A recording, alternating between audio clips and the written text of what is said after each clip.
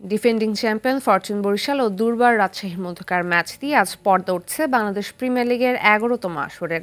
মিরপুরের শেরে বাংলা জাতীয় ক্রিকেট স্টেডিয়ামে ম্যাচটি শুরু হবে দুপুর ১:৩০টায়। তামিম, মুশফিক, রিশাদ সহ বরিশালে আছে এক ঝাঁক দেশি ক্রিকেটার।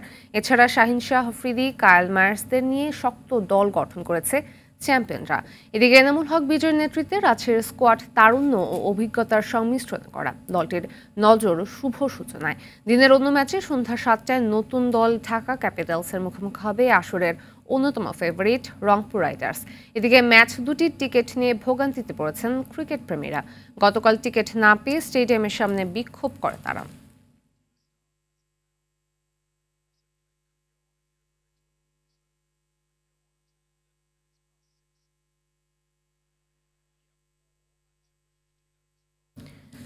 দর্শক, এই মুহূর্তে মিরপুর শেরেবাংলা জাতীয় ক্রিকেট স্টেডিয়াম থেকে সরাসরি যোগ দিচ্ছেন সহকর্মী আতিকুল ইসলাম শাকিল। শাকিল, টিকিট ভোগান্তিতে বিক্ষোভ করেছিল ক্রিকেট প্রেমীরা, তো আজকের পরিস্থিতি আর দর্শক উপস্থিতি কেমন দেখছেন আমাদের জানবেন। ফাতিমা, গতকাল যেভাবে দর্শকরা আসলে টিকিটের জন্য মিরপুর স্টেডিয়ামে জড়ো হয়েছিল গেটের সামনে, আজকেও কিন্তু অনেকে এসেছে। যদিও গতকাল কিন্তু বিসিবি জানিয়ে দিয়েছে যে এখানে কোনো টিকিট পাওয়া যাবে না, টিকিট পাওয়া যাবে শুধুমাত্র বিসিবির ওয়েবসাইটে এবং বিসিবির একটি ওয়েবসাইট cricket.com.bd এই ওয়েবসাইটে। কিন্তু আরেকটি বিষয় তারা কিন্তু বলেছে যে এছাড়া টিকিট পাওয়া যাবে মধুমতি ব্যাংকের নির্দিষ্ট শাখাগুলোতে। কিন্তু আসলে দর্শক প্রতি বছরই আসলে যারা টিকিট কাটে এখানে স্টেডিয়ামের গেট থেকে, তা অনেকেই এসেছিলেন স্টেডিয়ামের গেটে টিকিটের জন্য। আমরা কয়েকজনের সাথে কথাও বলেছিলাম, তারা কিন্তু এইদিকে আসলে টিকিটের জন্য চেষ্টা করেছেন। এবং আপনি জেনে থাকবেন যে এর আগে কিন্তু ইন্ডোর স্টেডিয়ামের ওই গেট ওখানেও কিন্তু বুথ স্থাপন করা হয়েছিল যে টিকিটের জন্য। ওখানেও কিন্তু কিছু মানুষ গিয়েছিল যে আসলে তারা টিকিট চাচ্ছে। কিন্তু যারা অনলাইনে টিকিট কেটেছে এবং মধুমতি ব্যাংকে গিয়ে টিকিট কেটেছে কেবলমাত্র তারাই কিন্তু খেলা দেখতে পাচ্ছে। এবং আজকে আমরা দেখতে পাচ্ছি যে আসলে দর্শক কিন্তু প্রতিটা গেটেই আসলে উপচে পড়া ভিড়।